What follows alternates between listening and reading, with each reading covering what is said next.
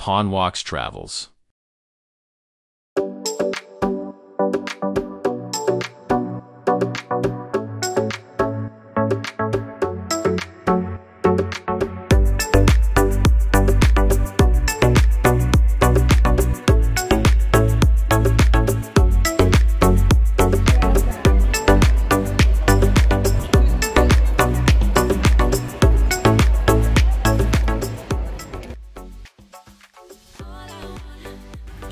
Hi guys, Pawnwalks here. So I'll be sharing kung ano yung pinapare namin for the first time traveling to Osaka. So days prior, nag-research na ako, nag-check na ako ng mga dapat i-prepare, ano yung mga activities na pwede namin gawin on a 6 days, 5 nights travel. So itinerary namin, day 1, dumating kami doon around past 10 or 11 a.m. And then, nag-book na kami for limousine bus going to Tokyo, specifically sa Shinjuku kasi nandun yung accommodation namin. And then, nag-rest lang kami sa afternoon. Sakto naman kasi yung check-in namin mga 2. So, nakapagpahinga pa kami. And then, stroll na kami ng gabi around Kabukicho. Kasi malapit lang din naman doon yung accommodation namin sa Toyoko Inn sa Shinjuku. So after that, lumabas kami, punta kami ng Kabukicho, lakad-lakad, and then doon kami nag-dinner sa may Shinjuku Golden Gai. So mga ano yun, puro mga mini bars and mga capsule bars and restaurants.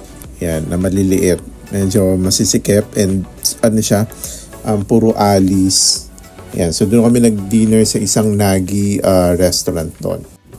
So for day 2, nag-explore kami sa Shinjuku ulit by the day. So iba kasing itsura ng Shinjuku, na especially sa Kabukicho, iba yung itsura niya sa gabi at iba yung sa umaga. And then Shinjuku Goyen National Garden. And then maganda doon kasi puro nature. Meiju, Jingu, Gayan, Ginkgo Avenue, itina sa picture.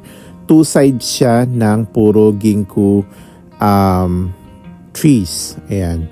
And then Imperial Palace, nag-stroll kami sa Ginza, across the Imperial Palace lang yon. And then dumaan kami sa GU and Uniqlo flagship store. Ito yung sikat na nakita nyo sa Reels na mataas yung building, like 8 floors ba yun. Ayan. Pwede nyo ring puntahan yung G6 and then meron kasi doon parang overlooking din, parang sa rooftop ng building nila nung mall, and some other malls na nandun sa area kasi kilala yung Ginza sa mga different malls and shopping district kasi siya ng Tokyo. Then subway ulit, bumalik kami ng Shinjuku para pumunta sa Tokyo Metropolitan Government Building. So part yun nung gusto namin punta kasi parang meron silang light show na nakaproject doon sa mismong government building. Tapos meron pa rin silang overlooking area na observatory doon sa not sure, nakalimutan ko na kung anong floor yon sa government building, na kita din yung skyline ng buong Tokyo. And then kapag gabi, kung maliwanag talaga yung skyline, may kita pa from afar yung Mount Fuji from that area. Then we proceed with day 3. So isa to sa kinuha namin sa Klook, yung kasama niya yung subway ticket na unlimited for 72 hours. So that's Tokyo Sky Tree and then yung Tokyo Tower. So magkaiba yung Sky Tree sa Tokyo Tower ha, magkaiba din lugar. So 10 AM yung slot na kinuha namin for Tokyo Sky Tree kasi ang plano namin sa Tokyo Tower naman kami na night view. Then sa Tokyo Sky Tree, maganda yun kasi maganda yung view. So morning view yung kinuha namin, yung schedule. And then sa baba din, meron din namang large shops of character shops.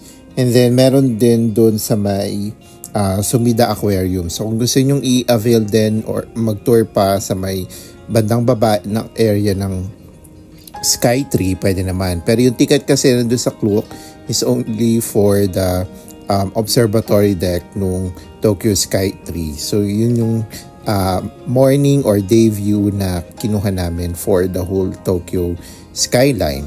Then we moved to Asakusa. So walking around Asakusa, shopping street towards the Sensoji Temple, marami ding mga items na pwedeng mabili dyan. Mura din dyan So kung mapupunta kayo ng Asakusa, I would suggest dyan na kayo bumili ng mga iba nyo mga pasalubong other than sa kung pupunta pa kayo ng Don Quixote. And then yung mga ref magnet, mura din naman dyan. Okay na rin dyan. And then yung Sensoji Temple dun sa dulo, kasama yung doon sa cloak na doon sa Sky Tree, ganyan. Kasama doon sa package yung pagkuha ng incense sticks na pwede nyo ding ilagay dyan sa may harapan yung pinaglalagyan ng incense. And then we moved to Tokyo Tower nung paggabi na. And then sa Sojoji Temple. And then Roppongi Hills. Sa Tokyo Tower, that's another observatory, different observatory deck. So yun yung night view naman namin.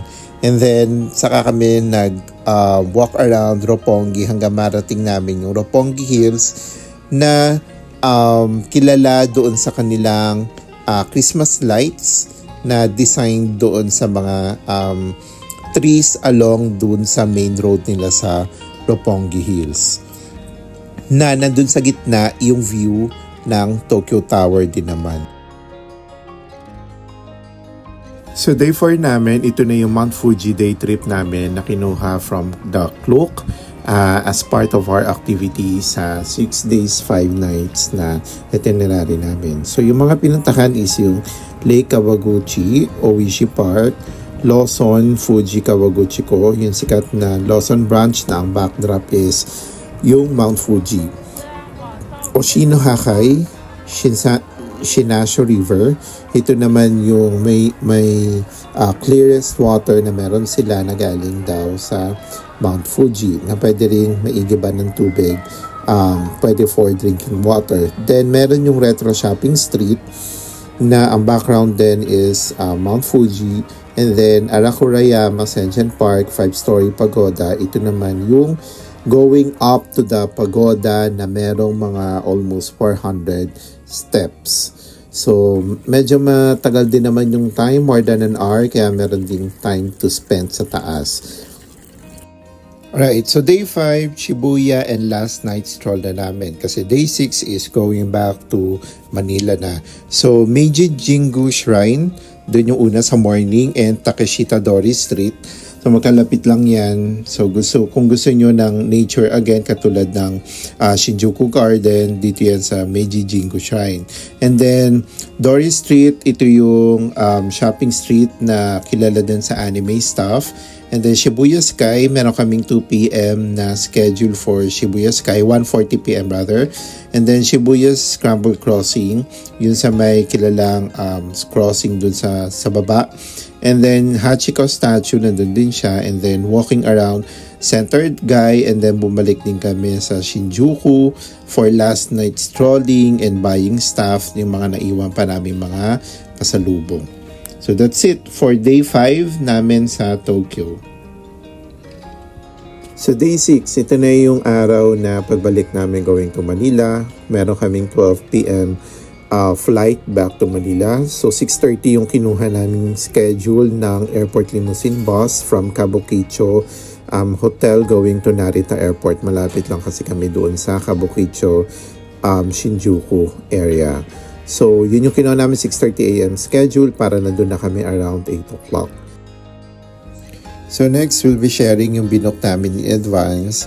Siyempre, yung hotel through booking.com, Klook, yung mga activities, internet, and then yung mga passes. And then, siyempre, yung flight na binook namin through Cebu Pacific. So, yung sa Cebu Pacific, I think ano pa rin naman to, discounted fare, seat sale pa rin naman siya, 13,736 with baggage allowance na yon. Pero makakakuha pa kayo, I think, ng kapag mga piso fare talaga ng about 10,000 with luggage allowance na yon. na 20 kilograms. Basta, I think 10,000 to 15 with baggage, that's fine na din for booking sa Tokyo. Or kung merong mas mura na below 10, better. So yung kinuha naming accommodation naman is sa may Shinjuku area kasi yung papunta namin na day trip papuntang Mount Fuji na tour is magagaling kami sa Shinjuku. So napakaaga nun. So kailangan nandito kami sa area na to. Tapos may malapit naman na main station ng subway kaya dito na rin kami nagstay. So that's 26,500, good for 2 na yun. And then free wifi na siya and free breakfast. Malakas naman yung wifi niya. Tapos ang view namin dito is ayan, mini stop. Meron ding malapit na 7-Eleven and Lawson. Alright, so dito naman tayo sa data SIM o kaya sa internet na pwedeng gamitin sa Tokyo. So kumuha din kami nito sa may Klook. So sa akin kasi hindi ako pwede sa eSIM kasi hindi pwede yung isang Android phone ko. Hindi siya compatible for eSIM. Malalaman nyo rin yan. I think i-google nyo na lang kung paano makuha or malaman na if yung phone nyo is compatible sa eSIM. Tapos yung isang phone ko naman is naka-lock-in kasi siya sa isang network, so hindi rin pwede. Kaya ang kinuha ko na travel SIM for the data is mas mahal, 1,200 plus. So that's for 5 days and actual SIM siya. Unlike doon sa kasama ko, it's eSIM kasi pwede naman yung doon sa phone niya, yung eSIM. So yun yung ginamit niya, which is way cheaper and for 7 days naman yun. Wala kasing available na for 5 days, ganyan. Kaya yung 7 days or 6 days rather, kasi after ng 5 days, 7 days na yung available na pwedeng selection doon sa eSIM sa Klook. So sa Shibuya Sky naman, kinuha din namin to sa Klook. Separate ticket to sa Klook. Tapos mamimili kayo ng time slot na pwede nyo kunin. Mabilis maubos yung doon sa may 2 p.m. Onwards and also yung doon sa 6 p.m. Na time slot.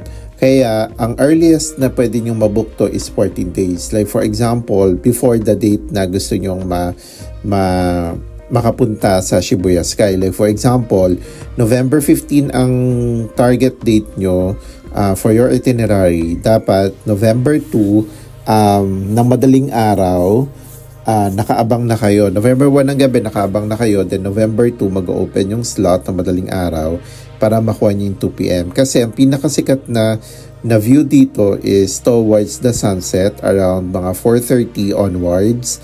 And then yung paggabi na and also yung night view nung skyline ng Tokyo. And maganda din kasi yung parang lighting dyan sa area sa may rooftop ng Shibuya Sky. Kung makikita natin sa mga Instagram, ganyan, sa mga reels, yeah, maganda talaga yung view kapag pa-sunset and also kapag gabi na. So, ang kinuha namin is 1:40 p.m. na slot. So, dumating kami doon ng 2:02. Akala namin hindi na kami makapasok pero pinayagan pa rin naman kami. And hindi naman nag-error yung voucher namin doon sa may turnstile sa may bandang 8th or 14th floor ba yun bago kayo talaga makapasok sa taas. Ayan. So, pwede naman maghintay doon hanggang hapon. Pero hindi na namin kinayang maghintay kasi wala rin masyadong magagawa doon. Although, pwede naman tumambay doon. And may bar area din naman dyan. So, bumaba na kami around mga before 4, mga 3:45, ganyan. Kasi doon na kami 2:00 pa lang. Yeah. So, next na binuko in advance is yung kinuha ko rin sa Klook, which is yung day trip sa Mount Fuji sa may Lake Kawaguchi ko. So, kinuha ko yung may nakalagay dyan na Instagram spots sa Mount Fuji. So, nagpakita naman sa amin si Mount Fuji nung papunta kami sa Lake Kawaguchi ko. Ayan, nakikita nyo. Pero, nung nandun na kami sa mga different spots like yung sa may Lawson, sa may Pagoda, hindi siya masyado nagpapakita.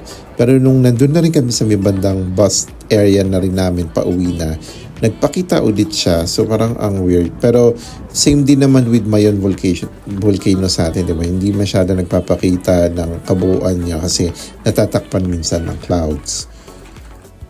So next na kinuha namin sa Klook pa din is yung Tokyo City Pass, which means yung unlimited subway ticket nyo na pwede magamit around Tokyo. So yun yung kinuha namin instead doon sa JR Line kasi meron naman din kaming Welcome sa Wika na kinuha.